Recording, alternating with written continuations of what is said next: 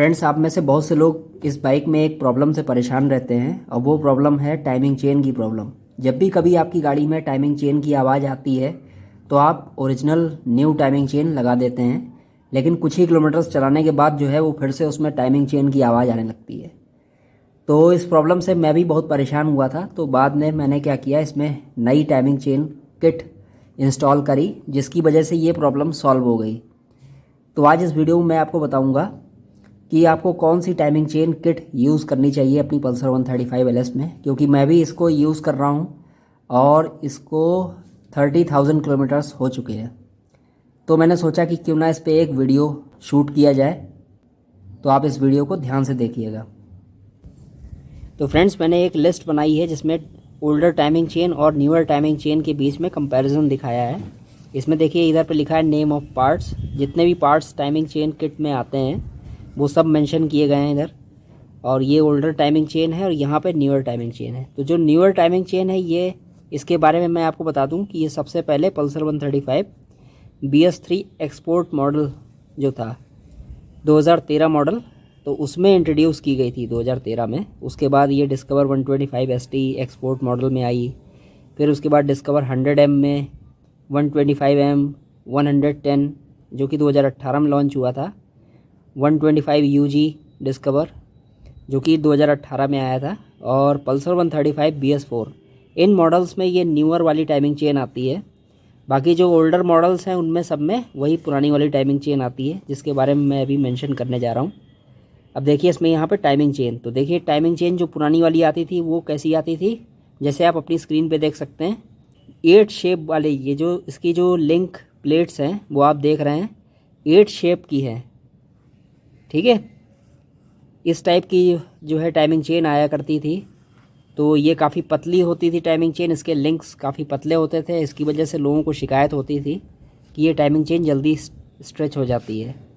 जबकि जो नई वाली टाइमिंग चेन आ रही है वो straight link type timing chain होती है, जैसे मैं अभी आपको दिखा रहा हूँ। इस टाइप की फ्रेंड्स टाइमिंग चेन होगी वो। देखिए, ये एक स्कूटर की टाइमिंग चेन है, मैं आपको केवल एग्जाम्पल पर्पज़ से दिखा रहा हूँ। ठीक है फ्रेंड्स, इस टाइप की होती है। ये देखिए बिल्कुल स्ट्रेट है इसके लिंक्स। तो इसको बजाज ने क्यों यूज़ किया, ताकि इसकी जो साउंड है वो इम्प्रूव हो सके। ओके फ्रेंड्स, तो इस टाइप की स्ट्रेट लिंक वाली टाइमिंग चेन जो है वो न्यू जो टाइमिंग चेन किट है उसमें आती है। अब जो पुरानी वाली टाइमिंग चेन थी उसका नंबर आप देख लीजिए, पार्ट नंबर DS109905। जो नई वाली है इसका पार्ट नंबर आप देख लीजिए JE511230, JE511230। ओके फ्रेंड्स, अब देखिए यहाँ पे आया टाइमिंग चेन गाइड। तो टाइमिंग चेन गाइड जो है इसका पार्ट नंबर आप देख लीजिए 36JE0003। जबकि जो नई वाली है उसका है पार्ट नंबर 36PA0115। अब मैं इसका कंपैरिजन भी आपको दिखाता हूँ। इसकी जो टाइमिंग चेन गाइड होती है फ्रेंड्स, ये जो ओल्डर वाली टाइमिंग चेन गाइड थी वो देखिए इस टाइप की हुआ करती थी, अगर आपको ठीक से दिख पा रहा हो। देखिए इस टाइप की हुआ करती थी, ये ऊपर से यहाँ से मुड़ी होती थी इस तरीके की।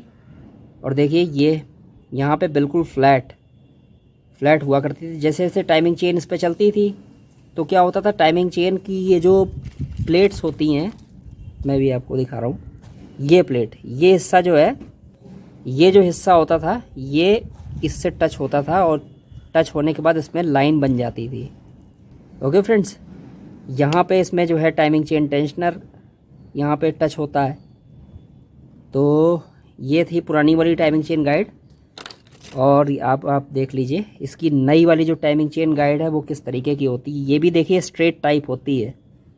इसमें देखिए पुरानी वाली जो है उसमें देखिए कितना मुड़ा हुआ है, और ये नई वाली ये जो है लूज साइड वाली है, जहाँ पे टाइमिंग चेन टेंशनर जो है टच होता है। तो उस साइड की दोनों मैं आपको दिखा रहा हूँ।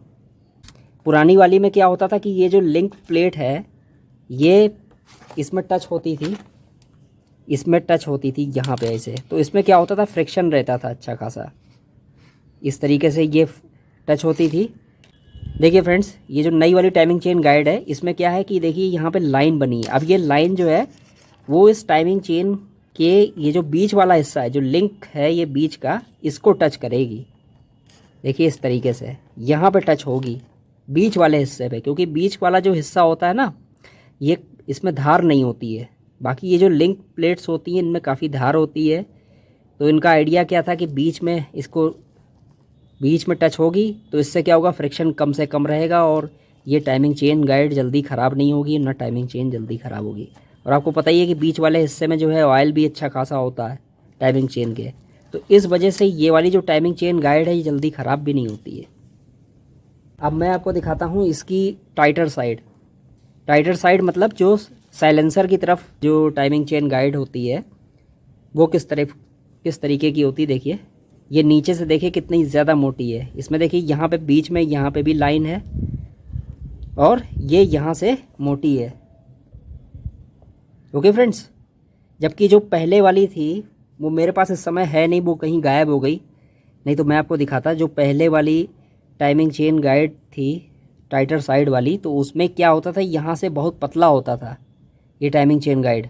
इसमें देख रहे हैं कितनी ज़्यादा मोटी कर रखी है कंपनी ने। ये मोटा क्यों किया है, क्योंकि क्या होता था कि लोग जो हैं टाइमिंग चेन ख़राब हो जाती थी तो लोग क्या करते थे, गाड़ी चलाते रहते थे, लगातार चलाते रहते थे। तो उससे क्या होता था कि टाइमिंग चेन जो थी वो इस गाइड से लगातार टच होती रहती थी और ये टाइमिंग चेन गाइड टूट जाती थी। फिर उसके बाद क्या होता था कि वो जो टाइमिंग चेन है वो सिलेंडर ब्लॉक से टच हो जाती थी और सिलेंडर ब्लॉक में होल हो जाया करता था, जिसकी वजह से जो है सिलेंडर ब्लॉक से जो है ऑयल लीकेज स्टार्ट हो जाती थी। ओके फ्रेंड्स, तो इसीलिए जो है ये टाइमिंग चेन गाइड इस तरीके की दी गई है और इसको काफ़ी चौड़ा कर दिया गया है, जिसकी वजह से अब इसको चेंज करने की ज़रूरत ही नहीं पड़ेगी आपको। इसको चेंज करने के लिए आपको सिलेंडर हेड ओपन करना पड़ता है। तो ये मोटा कर देने से क्या होगा कि अब ये रिप्लेस नहीं करना पड़ेगा ये पार्ट। तो ये तो बात हो गई टाइमिंग चेन गाइड की। अब ये टाइमिंग चेन टेंशनर। तो देखिए टाइमिंग चेन टेंशनर जो पुराना वाला था वो देखिए इसका पार्ट नंबर क्या था, JB521003।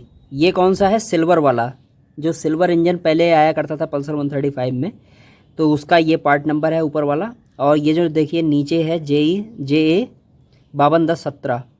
तो ये जो है ब्लैक वाला जो टाइमिंग चेन टेंशनर जो पहले वाली टाइमिंग चेन के लिए आया करता था, तो उसका पार्ट नंबर है। लेकिन जो नया वाला है इसका देख लीजिए पार्ट नंबर JE 521016। मैं इस पर ऑलरेडी एक वीडियो बना भी चुका हूँ।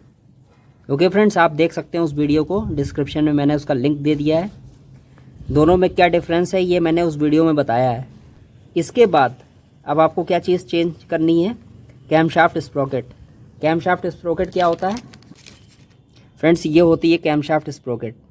ओके फ्रेंड्स, ये कैमशाफ्ट से लगी हुई होती है और इसी पे ही आपकी टाइमिंग चेन चलती है। ठीक है, तो ये भी आपको एक ना एक दिन रिप्लेस करना है। ये पार्ट देख लीजिए, इसका पार्ट नंबर क्या होता है, DS101276 या फिर PD511229। ओके फ्रेंड्स, ये दोनों में कॉमन है। ये आपको कब चेंज करना है, 40 से 50 हज़ार जैसे आपकी गाड़ी चल चुकी है और कभी भी टाइमिंग चेन की प्रॉब्लम आई है तो आपको क्या करना है, ये कंपलसरी चेंज करना है।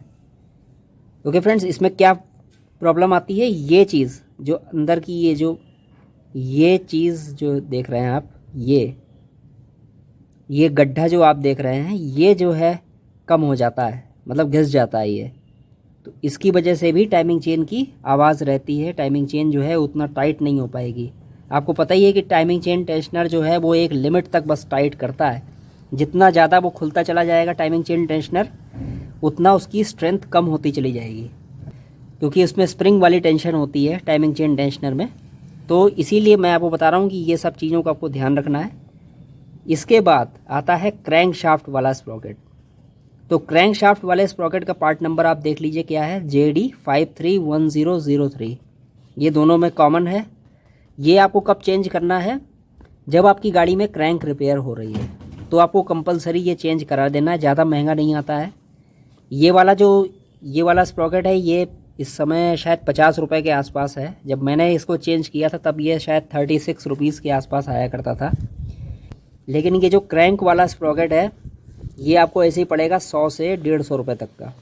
ये ख़राब कैसे होता है क्रैंक वाला स्प्रॉकेट, जो लोग टाइमिंग चेन लूज़ चलाते रहते हैं, काफ़ी टाइम तक जल्दी चेंज नहीं कराते हैं टाइमिंग चेन, तो उससे क्या होता है कि ये जो क्रैंक वाले स्प्रॉकेट का ये जो टीथ होते हैं ना, ये पतले पतले हो जाते हैं काफ़ी, और उसकी वजह से भी साउंड ख़राब बनती है।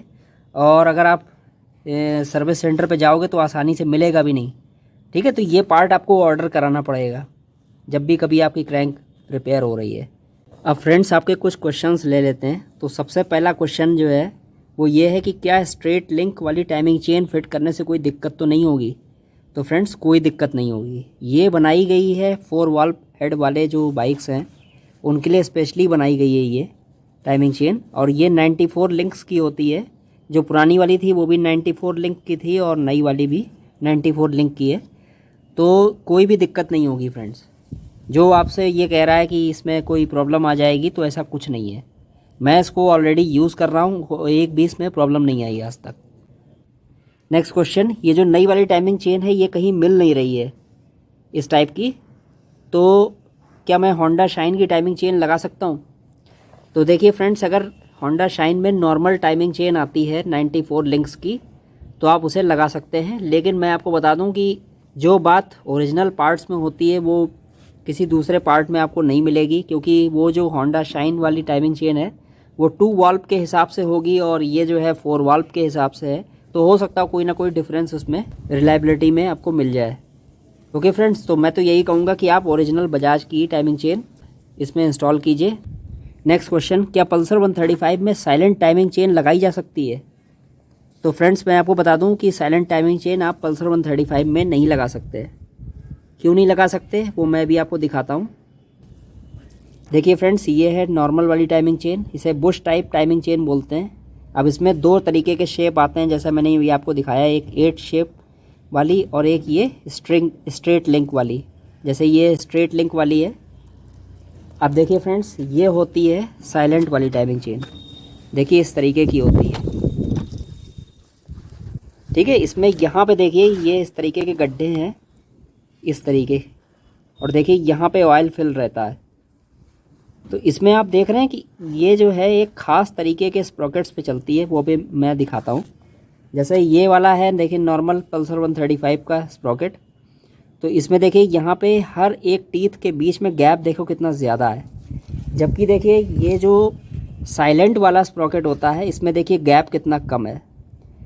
अगर दोनों सेम डायमीटर के हैं तो इसमें क्या होगा, एक में जो है वो 34 टीथ होंगे, इस वाले में 34 टीथ होगा, और इसमें जो है 32 टीथ होगा। इसमें ये 32 टीथ का है, 32 टीथ हैं इसमें, और इसमें जो है 34 टीथ होते हैं सेम डायमीटर में। इसी तरह से जो क्रैंक वाला होता है स्प्रॉकेट, उसमें क्या होगा, ये इसका हाफ आप कर दीजिए, 16 टीथ का होगा क्रैंक वाला स्प्रॉकेट, और ये होगा 17 टीथ का। तो देखिए इसमें गैप कितना कम है। तो क्या होगा, ये जो टाइमिंग चेन है, तो देखिए फ्रेंड्स ये जो टाइमिंग चेन है, देखिए इसके ऊपर देखिए ऐसे करके चलती है। ये जो साइलेंट वाले स्प्रॉकेट होते हैं, देखिए इसके ऊपर देखिए ये लग गई इस तरीके से। अब यही टाइमिंग चेन मैंने आपको बताया इसमें गैप कम से कम होना चाहिए। अब देखिए इसमें इस वाले टाइमिंग चेन पे मैंने लगाया और देखिए ये नहीं चढ़ रही है, देख रहे हैं नहीं चढ़ रही है। क्यों? क्योंकि गैप ज़्यादा है।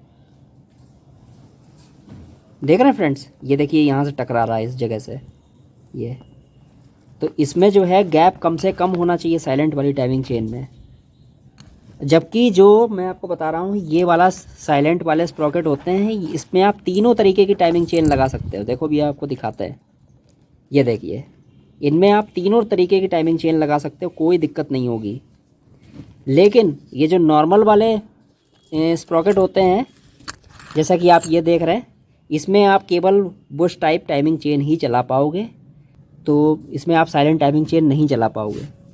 अगर आप जैसे इसमें लगाना चाह रहे हो साइलेंट टाइमिंग चेन, तो फिर आपको क्रैंक वाला स्प्रॉकेट भी चेंज करना पड़ेगा। वो आपको शायद विक्रांत का लगाना पड़ेगा। V15 जो बाइक आया करती थी उसका जो क्रैंक वाला स्प्रॉकेट आता था, तो वो वाला आपको लगाना पड़ सकता है। फिर ये वाला स्प्रॉकेट आपको चेंज करना पड़ेगा। ओके फ्रेंड्स, तो वो सब मैं जो हूँ उसकी आप उस चीज़ को रिकमेंड नहीं करूँगा। उससे हो सकता है कोई टाइमिंग जो है वो गाड़ी की चेंज हो जाए, है ना। इसलिए जो है वो चीज़ आप मत कीजिए। आप सिर्फ इतना काम कीजिए कि ये जो टाइमिंग चेन मैंने इस तरीके की जो बताई है, और ये स्प्रॉकेट आप चेंज कर दीजिए और टाइमिंग चेन जो नई वाली बताइए ये आप इंस्टॉल कर दीजिए। तो आपको ये सब जो फालतू के काम हैं ये नहीं करने पड़ेंगे। नेक्स्ट क्वेश्चन, मैंने नई टाइमिंग चेन लगा दी, अब इसमें क्या क्या सावधानी रखनी चाहिए जिससे कि टाइमिंग चेन जल्दी ख़राब ना हो। तो देखिए सबसे पहली सावधानी आपको क्या रखनी है कि जब भी आप टाइमिंग चेन लगा रहे हो तो टाइमिंग चेन के ऊपर ज़्यादा लोड नहीं डालना है। जैसे टाइमिंग चेन आप टाइट कर रहे हो, यहाँ पे एलन स्क्रू लगा होता है एक, तो आपको क्या करना है, इसका एक डेडिकेटेड टूल आता है कैम स्प्रॉकेट को होल्ड रखने के लिए, तो वो आपको टूल यूज़ करना है। तो उससे क्या होगा कि जब आप इसको टाइट करोगे एलन बोल्ट को यहाँ पे, तो क्या होगा, टाइमिंग चेन के ऊपर ज़्यादा स्ट्रेस नहीं पड़ेगा, जिससे टाइमिंग चेन जल्दी स्ट्रेच नहीं होगी। फिर दूसरा काम आपको क्या करना है कि जब भी कभी आप टाइमिंग पे लेके आ रहे हैं तो आपको क्या करना है कि यहाँ पे जो एलन स्क्रू लगा होता है यहाँ पे, तो लोग क्या करते हैं एलन की का यूज़ करके इसको घुमा देते हैं, कैम शाफ्ट को यहाँ से घुमाते हैं एलन बोल्ट की तरफ से। तो उससे क्या होता है, टाइमिंग चेन के ऊपर पूरे इंजन का लोड पड़ जाता है, जबकि इसके ऊपर ज़्यादा लोड नहीं होता, केवल कैम शाफ्ट का और रॉकर आर्म्स का लोड होता है बस। इससे ज़्यादा लोड जो है टाइमिंग चेन पे नहीं पड़ता है। ओके फ्रेंड्स, तो ऐसा करने से क्या होगा, पूरे इंजन का लोड टाइमिंग चेन के ऊपर आ जाएगा और टाइमिंग चेन हल्की सी स्ट्रेच हो जाती है। तीसरी चीज़ आपको क्या करना है कि जब भी आप टाइमिंग चेन रिप्लेस करोगे उसी समय आपको जितना भी इंजन में कोई भी आपको काम कराना है, टाइमिंग चेन किट जब भी आप रिप्लेस कर रहे हैं तो आप इंजन में कंप्लीट जो भी चीज़ आपको चेक करनी है या रिप्लेस करनी है उसी समय आप कर दीजिए। बार बार आपको हेड नहीं खोलना है, हेड खोलोगे तो हो सकता है उसमें टाइमिंग चेन की आवाज़ आ जाए।